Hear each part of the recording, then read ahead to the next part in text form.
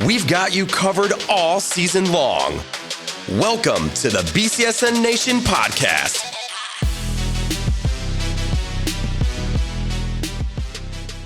All right, happy Valentine's Day. Welcome to the BCSN Nation podcast, season 2, episode 24, presented by Buffalo Wild Wings. Let's go, sports bar.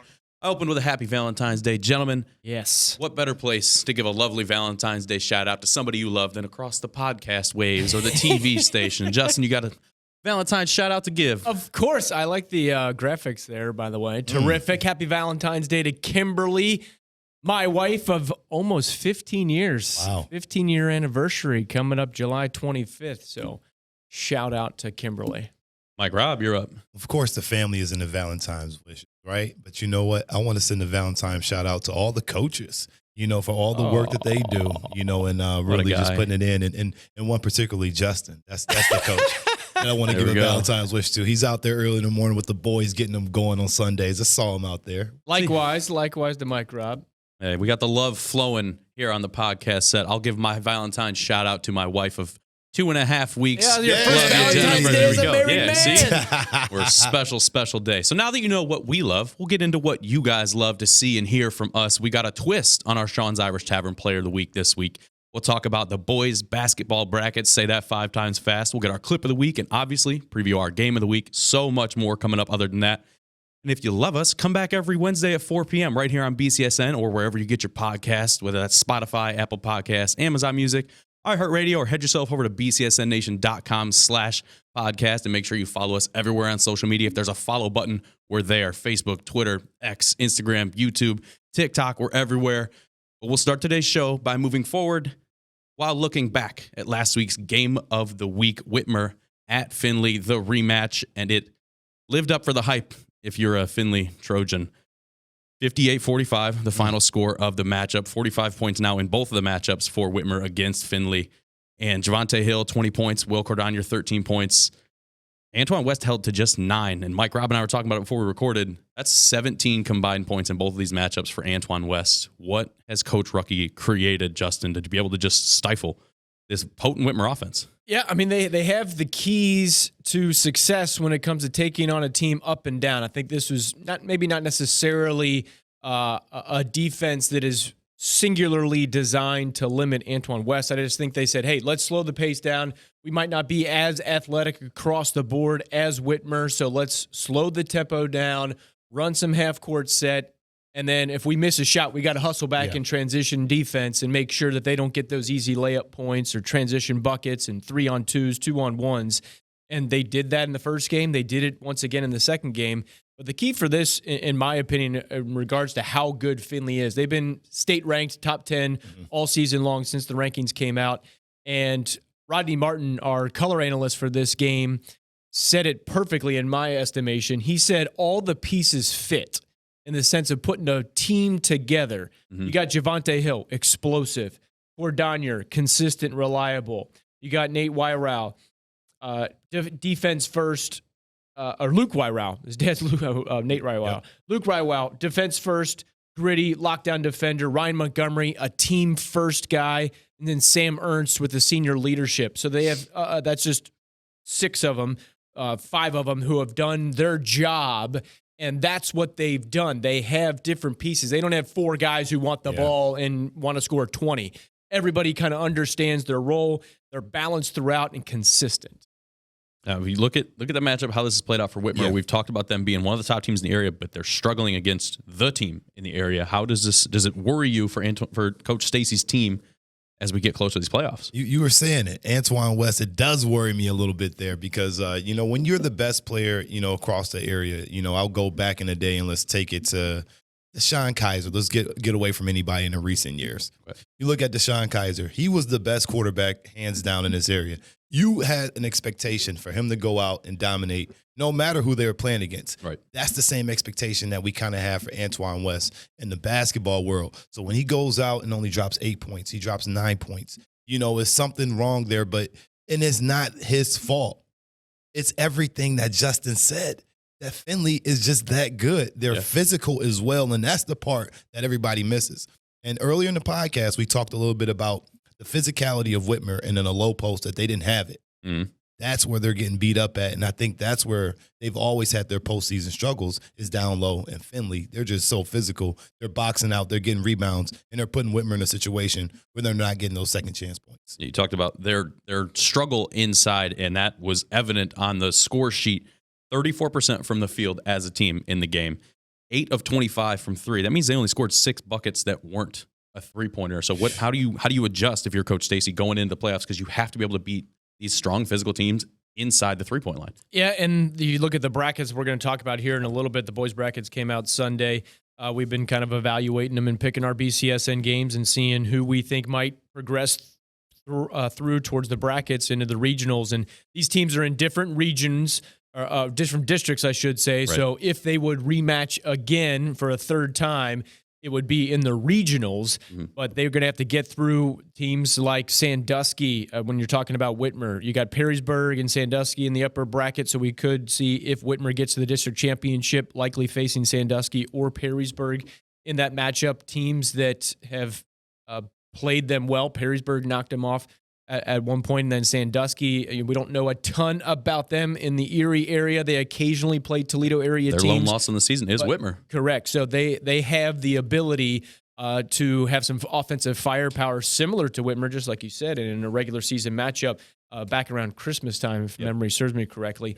But yeah, I mean, you're going to have to find a different way. In the tournament, it's about surviving and advancing, but also a part of the tournament play is figuring out a way to win and figuring out a different way to win, as opposed to, okay, this is Whitmer, we're going to do this every single time. Sometimes based on personnel and opponents, you're going to have to shift and change and win inside, win at the free throw line, try to get to the line, be aggressive, drive to the lane, maybe knock down some outside shots. So kind of winning in different ways is going to be key for Coach Stacey and the boys in the postseason. Obviously, a big win for the Trojans in the rematch. Buckeye division not exactly locked up. Justin mentioned it. They have to play Finley next Friday. Perrysburg. Finley has to play Perrysburg next Friday. That will be their chance to lock that up. But we're going to move forward. We'll put the game of the week behind us. We got a new one to talk about later. We've got a plot twist, though, for this week's Sean's Irish Tavern Player of the Week. Excuse me.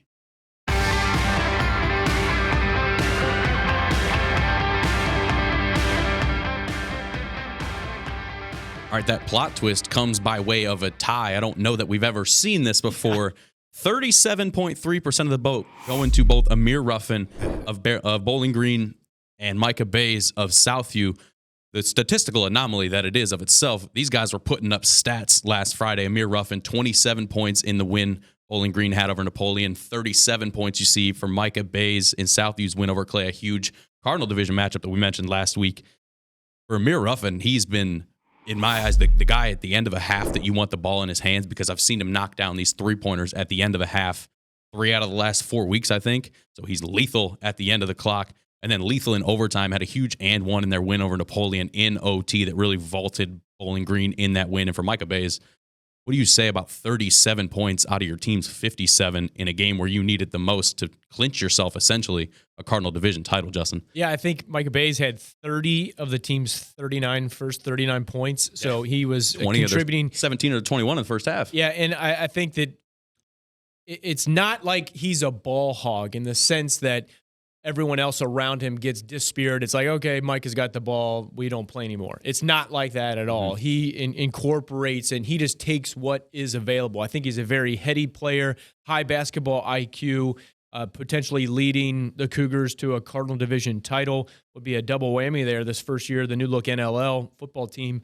went undefeated, won the outright Cardinal Division title. Could do the same thing, not undefeated, but could win the outright title in boys basketball. But Bowling Green as well, I've really liked what I've seen out of them. They got a chance in Division II. I think they might match up with Central Catholic. They have a higher seed. Central Catholic stood the test of time against a big-time Central Catholic or CHSL regular season. So they have been battle-tested, but we could see a Central Catholic taking on Bowling Green. That game would be at Bowling Green in the tournament, but BG's 8-10, 3-4 in the division. Southview 14-4, 6-1, and it's attributable to these guys, Ruffin and Bays, both of them in our first team All BCSN top 30 rankings.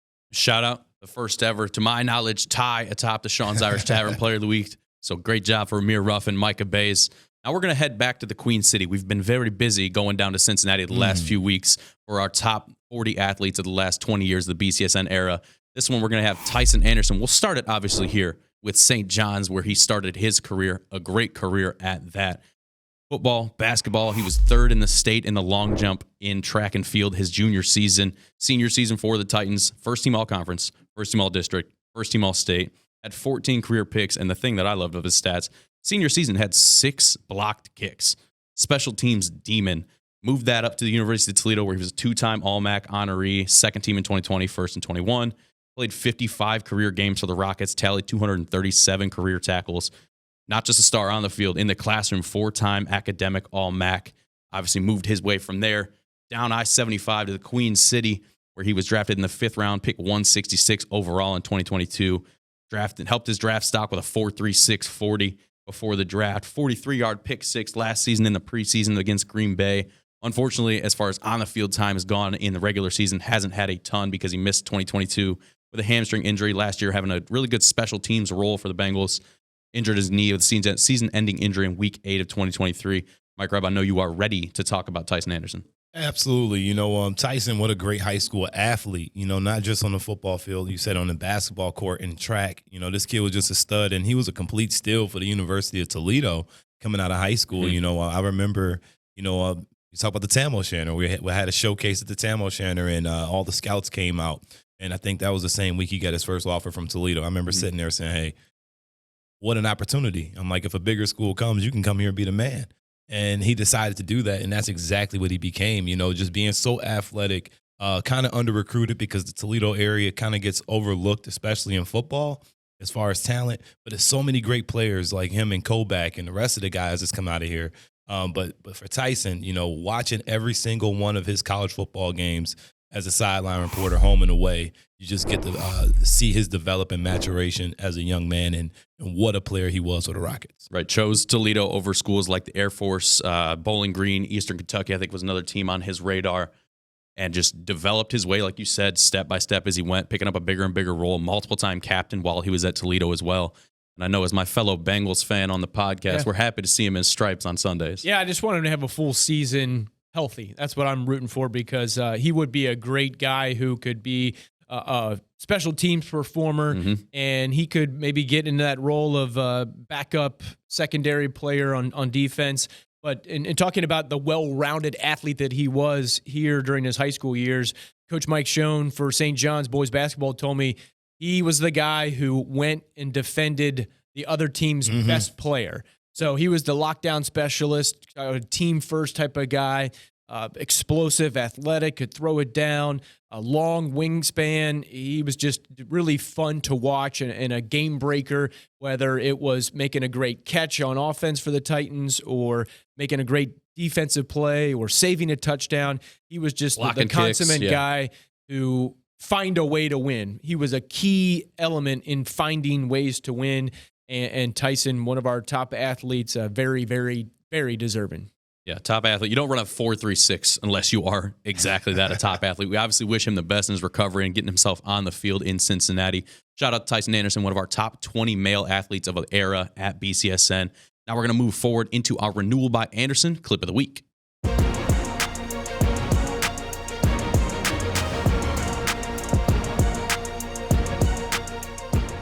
All right, Mike, Rob, rejoice. We're going to the City League. Oh, Girls baby. City League title game from last Friday. Rogers and start 6-0 lead. Bria Jefferson says, nah.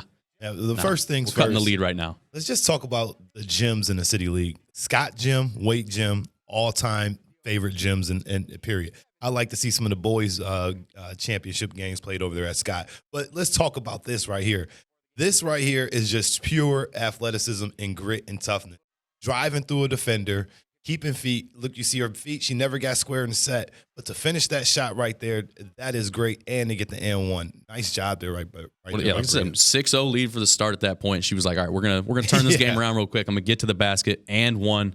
Huge momentum swing for Rogers. Obviously, they needed it the most right there. Bria Jefferson has been on an absolute tear for the last month of high school basketball. Had a 40-point game against Anthony Wayne. She's consistently dropping 30. Had 31 in the City League Championship. Rogers now the 11th time in the last 13 years, Justin, they've won a City League title. And they've done it consistently with players like Bria Jefferson and the people that have come before her. Yeah. Zaya Cook, she was part of 2 state championship teams of those 11 out of the last 13 to win the City League.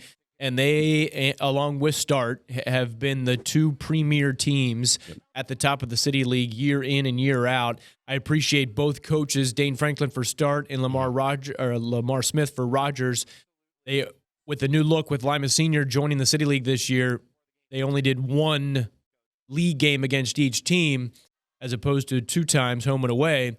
But both coaches said, you know what, this rivalry means something to the City League and to the city of Toledo at large. We're going to make sure that we play each other twice. 1 will count for league, 1 will not, but they made sure that they were going to play twice. And I think that's a great idea because it only adds value to your schedule and beefs it up in the sense of, hey, we're going to learn and find out something about our players and our team with these 2 games. And Bria Jefferson, one of the top 30 first-team All-BCSN deservingly so candidates, and she's been great. You mentioned the 43 points against Anthony Wayne earlier this year. And then I think Rogers has a chance in D2 to go on a serious run. I see them getting to the district finals, district semifinals, at least against Bryan, number 1 seed. They're having a great season out of the NWAL. And then winner of that game, I think, will face Liberty Benton. So those 3 are the cream of the crop in the bracket that those 3 teams are in. And that's going to be some exciting basketball, namely because of players like Bria Jefferson. Yeah, Bria Jefferson was a freight train getting her way to the basket there. Let's not forget about Naira Clark, 12 points and 19 boards in the championship. Akron Zip. She was performing as a D1 prospect definitely in this game. Huge shout out to Rogers Rams, their 11th City League title in the last 13 years. 53-40 was the final score there. You want more clips just like Bria Jefferson cutting to the hoop, make sure you follow us on TikTok at BCSN Sports. We're going to give you daily clips. Help us get to 10,000 followers. We are inching ever closer. I'll beg, plead for your sympathy, whatever you need. We're going to move towards somebody who's not begging. They're winning chains. All right, our student section of the week this week brought to you by Unison Health, proud sponsor of high school athletics right here on BCSN. The Clay Eagles. We talked about their performance on the court last week and how things have changed, and they're bringing it off the court too. And now we're bringing them the chain this Friday. They host a big one with Perrysburg, which we'll get into how that's a preview of things to come. But shout out the Clay Eagles, our winners of the student section of the week, brought to you by Unison Health this week. Nicole will come check you guys out on Friday. Bring all the hype. You're going to need it for this cross-divisional NLL matchup. Speaking of the preview of that game to come, that's a preview of one of these high school boys bracket games we're about to get into. If you want to throw that graphic up on the screen for me. Northwest 1, District 1, This will be played once we get to that point at Lake. We'll start out. We see Sandusky. We had mentioned them earlier. They'll get the winner of Lima Senior, Mansfield, Madison. Perrysburg and Clay will match up this Friday and then have to go at it again on March 1st. Then we got Wapakoneta and Anthony Wayne playing for Whitmer. We'll have the winner of South Springfield. Whoa, words are hard. And Bowser. Is there a matchup on here that sticks out to either one of you guys? Perrysburg Clay. I like Lionel Armstead and what he's built there at Clay. I still think that Perrysburg has the upper hand there. Sandusky, that Sandusky-Perrysburg game could be a battle royale for the right to likely face Whitmer. Mm-hmm. Those are three really solid teams, and we've been talking about it, Mike Robb, all season long. Like Whitmer, they've been great in the regular season the last couple years. Let's see what you got in the postseason, and nothing comes easy in the postseason, even at the district level. You're going to face some tougher teams. Anthony Wayne has shown that they can rise to the occasion periodically throughout the year, even with a somewhat inexperienced team at the varsity level. But I do see Whitmer getting to the district championship game, and it'll be against Perrysburg or Sandusky, and that will not be a cakewalk. I don't know. I'm still going to put a big question mark at that top of the part. Is Lima Senior and Sandusky. Okay. Don't sleep on Lima Senior. Foster, that kid is real deal. And if they can get Cotton back, I don't know what's happened. I know he broke his ankle, I want to say. I think that's what the word was, but I'm not sure if he's all the way good yet. But if he's good to go, then that puts them into a different atmosphere. But Lima Senior, that kid, he is one of the top prospects in the country, and so he might turn it on. Lima Senior going to play for a City League title on Thursday this week, but if you're Whitmer here, you have to feel good that you've beaten Anthony Wayne. They just beat him last night. You have beaten Perrysburg twice. You've beaten Lima Senior. You've beaten Sandusky. That's got to be a confidence boost for Anthony Stacy and his team rolling into this D1 Northwest 1 side of the bracket. I will throw up the Northwest 2 side of the bracket. This is Finley's side to own. Got St. Francis taking on the winner of Northview and Start. Findlay, as I mentioned, they get number 20 seed Waite. St. John's taking on the winner of Ashland and Fremont Ross. And then Southview, Norwalk. What up here sparks interest there, Mike Rob? Hey, well, for one, you look at the Findlay squad here, and you look at their path, and they're going to potentially be feeling good. Yeah, they're feeling real good, but they're going to have to run up against St. Francis, which is a pretty athletic team, and on any given night they could probably beat you. I really like Heck and what he's done. Coach 𝗏𝗃, he does an excellent job with coaching his squad up. So those two teams are familiar, being track foes. So this is something that both of these programs are familiar with each other and their style of play. Yeah, the thing that I'm looking forward to is kind of how the Catholic schools, Central Catholic, St. John's, and St. Francis do, because they are not in the track anymore where you had the intermix of the public schools and the private schools in the same conference. So you had to play against them twice during the regular season. Not as many area schools played against those Catholic schools this year based on the separation and the realignment. So you're going to have, okay, well, we haven't seen these guys go up against Toledo area teams. We've seen them play a number of games against the fellow Detroit Catholic School League teams.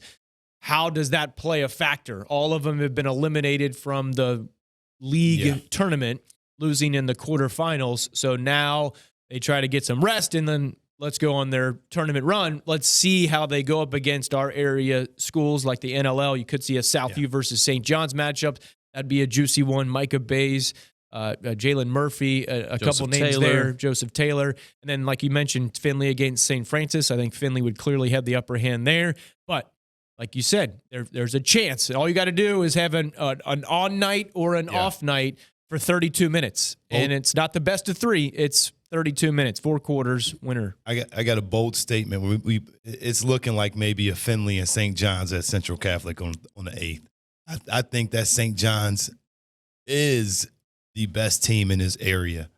Period. Okay. That's my thought. Mike doesn't care about your seeds, RPI. No, looking at the schedule, looking at who they play, you don't take into fact that some of the teams that St. John's has lost to out of conference and out of state, some of the best teams that have won a state championship here. St. John's is really good. Yeah, they went to the state semis last year. Yeah, they're really obviously good. A team that has had plenty of success. Obviously, all these games will be played at the site of wherever the higher seed is up until we get to the district semis and onward. That's where neutral sites will come into play. We're looking forward to all of these, but we're really looking forward to a matchup this Friday. We love Taction, and this week we got some Taction brought to you by Dunn Chevy in Oregon.